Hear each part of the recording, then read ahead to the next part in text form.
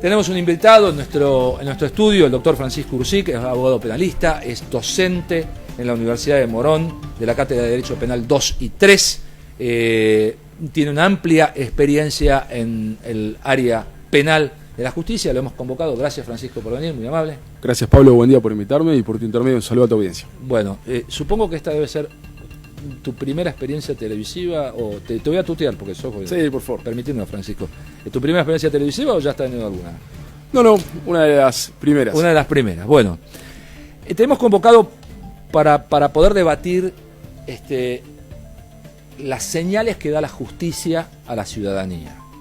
En principio, esta dualidad, esta discusión histórica, filosófica, entre si se debe aplicar una mano dura o se debe aplicar el garantismo.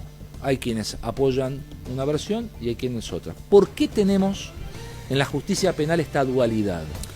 Bueno, en principio nosotros estamos en un Estado de Derecho donde el Estado mismo está sometido al ordenamiento jurídico. Y a veces, depende del lado que lo veas de la víctima o los familiares de la víctima, se encarnizan justamente en alguna decisión judicial contra el magistrado que toma estas determinaciones. La realidad es que el juez es el derecho hecho hombre y aplica la normativa. No solo aplica la normativa nacional, sino que nosotros, como Estado, hemos, con la reforma de la Constitución Nacional, incorporado tratados internacionales con jerarquía constitucional, inclusive las convenciones sobre los derechos del niño, con lo cual tenemos, digamos, estándares internacionales que debemos respetar, y hasta inclusive si hay algún ordenamiento legislativo interno que no va en sintonía con las normativas internacionales, está el compromiso del Estado argentino de adecuar esas circunstancias. Con lo cual, a mi entender, creo que a veces es injusto el reproche que se le hace a la justicia, que tiene trabajando en este tema, más cuando la responsabilidad es compartida de los tres poderes del Estado. El gobierno de un Estado es el poder ejecutivo, legislativo y judicial. Y pienso que estas problemáticas en materia de menores, si bien se abordan desde el punto de vista de la justicia, también los otros dos poderes del Estado son los que deben estar comprometidos en paliar esta situación que vivimos a diario. ¿Vos observás que el reproche es injusto respecto de los agentes de la justicia o de la justicia en sí misma? Porque, como vos lo explicás, los jueces, que son el hombre hecho en el derecho, digamos, el derecho hecho en el hombre, aplica aquello que el Estado Nacional ha adherido. Exactamente. O sea, en sus fallos se aplica lo que el Estado Nacional, en principio por estos pactos que suscribimos en el 94, porque después el ciudadano de a pie dice, pero ¿cómo puede salir? ¿Cómo puede? O sea, está en libertad. ¿Cómo logra esta situación? ¿Por qué se le da tal mejora? ¿Por qué no se le da tal mejora? Entonces empieza a tener como respuestas encontradas. Bien, en principio, cuando nos enmarcamos en tema de menores, lo que sí debemos saber que los mismos beneficios y los mismos institutos de que goza un menor son los que goza el adulto. Cuando hablamos de un adulto, ¿por qué se le da la excarcelación por un delito quizás grave? Es lo que se denomina por qué se le da la externación a un menor que está en un instituto.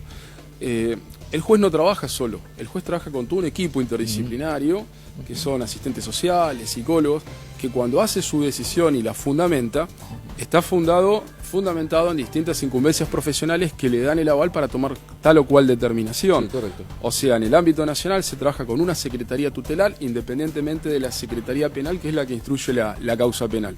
Y justamente ese juez, con la decisión de los especialistas en el tema, que quizás puede tratar siempre el concepto pro homine en favor del menor, con las convenciones del derecho del niño, de tratar de que bajo ningún concepto se trate de estigmatizarlo y tratar la problemática sobre la que está atravesando. Ahora, Francisco, te corro de los menores, te voy a la delincuencia de los mayores.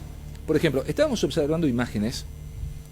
La cuestión es que la gente siente, digo lo que la gente siente porque uno va a la calle, y que con esta cuestión de observar las leyes de tal manera o aplicarlas de tal forma, estamos como dejando que otras cuestiones se nos filtren. Por ejemplo, hace mucho tiempo dispararle a un policía era un hecho institucionalmente grave, más allá que se le dispara a un hombre vestido de policía. Pero ahora lo reciben a tiros. En La Palito, mostramos hoy unas imágenes, lo reciben a tiros. Con lo cual la gente empieza a pensar, ¿no será que la cuestión se nos está escurriendo desde las manos por la aplicación de este tipo de justicia y haya que replantearla o adecuarla? En eso estamos totalmente de acuerdo, pero ya no es una responsabilidad del juez, sino de los tres poderes del Estado. Tenemos que mejorar las leyes, debemos mejorarlas, y en eso de trabajar el poder legislativo, que es el que tiene. Pero mientras los elementos que tenemos, el magistrado y la ley vigente, tenemos que acatar nuestro ordenamiento. Cuando hablamos de lo que es el garantismo, que a veces se lo toma despectivamente, realmente debemos pensar en las garantías constitucionales plasmadas en nuestra Constitución Nacional, en el debido proceso, que si hoy pensamos que un juez puede ser demasiado garantista respecto a una persona, quizás pueda hacerlo mañana por nosotros mismos. Hay un viejo refrán que dicen, hoy van por ellos, mañana van por nosotros. O sea, el principio de la igualdad procesal, que todos somos iguales ante la ley, y las garantías las tenemos todo, pero eso no significa que se mire con una vista gorda situaciones delictivas que van a tener su reproche penal. Bueno, a ver, volvémelo a poner, Francisco, vamos a observar lo de Villa Palito, por si no lo viste. Volvémelo a poner con audio, por favor. Está llegando la policía de la provincia de Buenos Aires a Villa Palito. Un operativo antinarcóticos, como tantos otros, con una diferencia.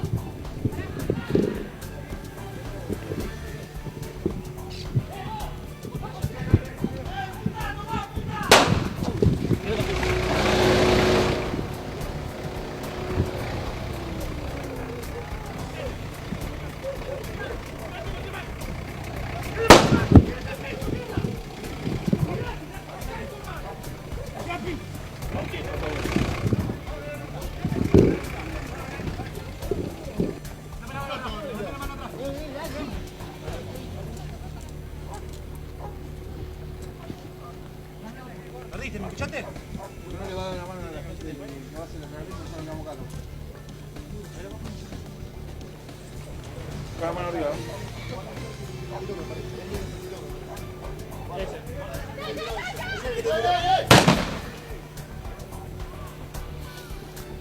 Esta es la parte más fuerte. Digamos, esto es donde la gente, el ciudadano de su casa, digamos, en común, dice, algo se nos está escapando, algo se nos está escurriendo entre las manos para que esto suceda. Yo siempre digo que esto se termina con quitar las armas de la calle, esto se termina. O sea, con quitar la herramienta podrán ir a robar con, no sé, una barreta, con un bate de béisbol, no sé, con un cuchillo, con otras cosas, pero digo, si quitan el arma de fuego, estamos ganando, no sé si 10 pasos, pero un paso seguro. Bueno, justamente lo que yo te decía al comienzo. La opinión de la sociedad, estamos todos completamente de acuerdo en que no queremos estas cosas y todos somos parte, lamentablemente, víctimas de estos, digamos, actos totalmente despreciables y deleznables. Lo que sí, cuando yo te decía también, hasta la propia policía, ya sea a nivel nacional o a niveles provinciales, con no contar con los elementos normativos vigentes, no solo necesita el apoyo de su institución, poder ejecutivo, ya sea nacional o provincial, sino del propio poder judicial también y el propio poder legislativo. Hoy en día las formaciones policiales, todo lo que se nos vienen dando, se les trata de dar el mejor marco normativo, etcétera, pero necesitan también el acompañamiento de una reforma legislativa total. No, de acuerdo, sí. Respecto de esto, siempre disculpame, te contrapolo con lo que dice la gente, no con un jurista, porque un jurista sería mucho más sencillo hablar técnicamente contigo. Digo. Dice, bueno, escarcelan a todo el mundo.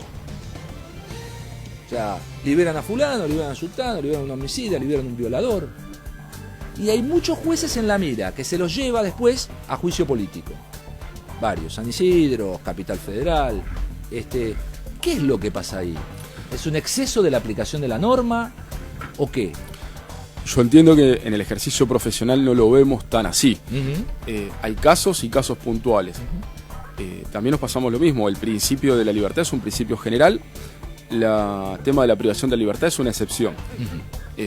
Vos me decís que hay casos de delitos contra la integridad sexual de gente que está excarcelada, es verdad, pero también hay gente que ha pedido la excarcelación y no se la han otorgado.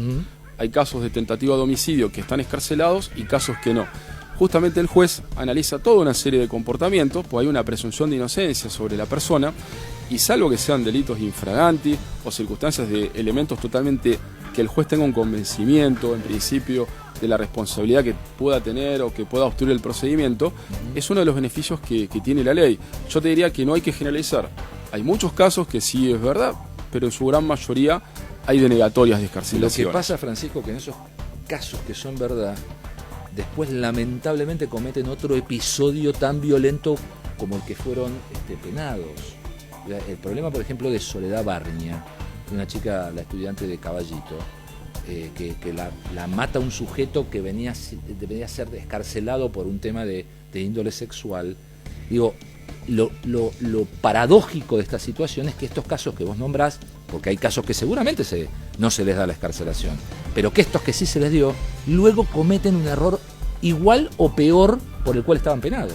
Totalmente de acuerdo, y pienso que en esos casos quizás justamente la falla está de los elementos que le llevan al juez para ponderar si concede o no la excarcelación. Ajá. Ejemplo de los informes. Los informes. Exactamente. El magistrado se vale de los informes que le llegan. Si esos informes han tenido alguna falla o en el medio había alguna información que no era la que corresponde, evidentemente te diría que justamente si el juez no aplica la ley también le cabe un juicio político también. O sea, por eso digo que hay que analizar cada caso en particular, y lo que la experiencia indica es que existen muchísimos casos que se otorgan la excarcelación, pero muchísimos otros casos de que no. Con lo cual, digamos, están divididas las aguas en ese sistema. Y sumado, que quizás la sociedad desconoce, que muchas veces hoy el derecho penal se utiliza como una figura extorsiva. Mucha gente por causar estamos hablando, sacando lo que son los derechos, los delitos de sangre, robo a mano armada, delitos contra la identidad sexual. Existen otro tipo de denuncias también que llevan a la privación de la libertad, que a veces hoy con el código que tenemos o con el marco probatorio, basta una simple denuncia para poder causarle bastante daño a una persona que se quiera hacer mal, y a veces con la mera calificación importante de ese delito, el juez ya te toma el temperamento de una prisión o una detención. Con lo cual, a la larga de la investigación se ve que las denuncias son falsas, la presunción de inocencia está, la persona sale desafectada del proceso, pero la dignidad profesional y humana de esa persona que tuvo una denuncia falsa, estuvo detenida y después salió sobreseído o absuelto, esa es la otra parte que a veces muchas veces no se ve, y por eso se mantiene tanto recaudo y objetividad al momento de conceder o no un beneficio de esta característica. O sea, sería un ejemplo del exceso de la mano dura, digamos. O sea, hay que ponerlo preso antes de preguntarle cómo se llama. Una Exactamente. Quiero charlar contigo dos cuestiones que hablé con otro profesor de la universidad, que lo charlé y quiero saber tu opinión respecto de los juicios por jurados. Sí. De la nueva aplicación de juicios por jurados, que yo le encuentro como falla el no poder apelar. Que respecto del juicio ordinario, por decirlo común, no se puede apelar, no hay otras instancias, el fallo es cerrado, es terminal. Comparto tu mismo criterio, es más, nosotros tenemos siempre el principio de lo que es la doble instancia. Lo que sí que, bueno, como sociedad y culturalmente, recién nos estamos iniciando en este camino, más allá que tenemos grandes antecedentes y precedentes en la provincia de Córdoba. Nuestra Constitución, desde el año 53, justamente manda a tener juicios por jurado. Yo pienso que hacer un análisis crítico positivo en estas circunstancias, en este momento, sería muy prematuro, pues está en plena formación. De hecho, hemos tenido el primer juicio por jurados en el Departamento Judicial de San Martín. Justamente a todos los pronósticos la persona salió absuelta, ¿sí? O sea, entiendo que sí. Yo creo que es una victoria de la oratoria y la retórica de la abogada defensora. ¿Sí? Yo creo que es una victoria, creo que la defensa en juicio de este señor fue una clara victoria de la abogada defensora en su oratoria y la retórica y su exposición. Tuvo pasajes realmente brillantes. Sí, muchas veces el Ministerio de la Defensa, tanto público como el Ministerio de la Defensa en forma particular, a veces tiene que trabajar solitariamente en ese SDNI, y bueno, a veces se ve reflejado a través de los fallos. Lo que pasa es que no le dejaron la posibilidad de la apelación a la familia del fallecido. Sí, o sea, exactamente. Al patrocinio o, digamos, a la defensa, a la querella, en este caso era la querella, la posibilidad de apelación. Es un juicio cerrado. Claro, para que la sociedad un poquito sepa, más allá de la víctima y que la fiscalía interviene, digamos, los familiares o las víctimas pueden tener la posibilidad en el ámbito de la provincia de Buenos Aires ser particulares damnificados, lo que se llama querella en el ámbito de la capital federal. Sí, es un punto a considerar que muchos juristas ya han tratado sobre el tema que vos has planteado. Porque en Estados Unidos se hace el juicio por jurado, se lleva adelante el juicio por jurado, pero también hay apelaciones. Exactamente. Y llega hasta la corte también. Exactamente. Un juicio por jurado puede llegar a la corte. Está bien, a ver, la crítica es respecto de este mecanismo, no en el juicio por jurados. Me parece que el juicio por jurados es un avance para digamos, no solamente circunscribir el pensamiento en un juicio a los letrados, sino también al ciudadano común, que pueda decidir, culpable o no culpable, creo que es así, la determinación es culpable o no culpable.